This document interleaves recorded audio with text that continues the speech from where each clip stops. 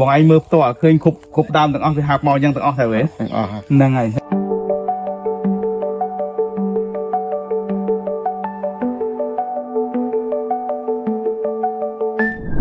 ជំរាបសួរថ្ងៃនេះក្រុមការងារជីថ្នាំផ្លែតម្រៃខៀវយើងបានមកដល់ខាងឃុំចាងដើងខាងស្រុកបារាយខេត្តកំពង់ធំយើងមកនេះគឺមកតាមដានចំការចន្ទីបោះបងថៃលីគាត់គឺជាអតិជនប្រើប្រាស់ជីថ្នាំផ្លែតម្រៃខៀវយើងទាំងពីវគ្គជំរុះស្លឹករហូតដល់វគ្គបំពន់ត្រួយឥឡូវនេះយើងមកដល់មើលចការគាត់ជាក់ស្ដែងឃើញថាត្រួយវាហើបមកបានស្អាតមែនទែនហើយត្រួយនេះនេះតែចំការផ្ទាល់បងជួយណែនាំខ្លួនតិចមើលជាមួយគេឲ្យឆៃលីណោះ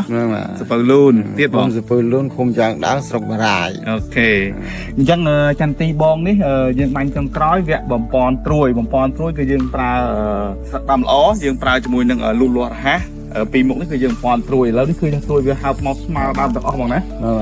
បងឯងមើលផ្ទាល់ឃើញគ្រប់ដើមទាំងអស់វាហាប់មកយ៉ាងទាំងអស់ទៅហ៎ហ្នឹងហើយឥឡូវបើឃើញហាប់មកយ៉ាងហើយបាទស្រុកគ្នាអញ្ចឹងវគ្គបន្ទាប់ដែលយើងត្រូវថែត្រួយនេះបានហើយឥឡូវគឺយើងត្រូវបាញ់សមហាបិទត្រួយដើម្បីទាញផ្កាឲ្យវាដើរមកម្ដងហ្នឹងណាអញ្ចឹង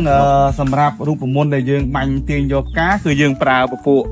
ស្តង់ដារផ្កាផ្លែយើងប្រើ2គីឡូយើងប្រើបូកបញ្ចូលគ្នាជាមួយនឹងផ្កាក្តឹបល្អចំនួន1គីឡូ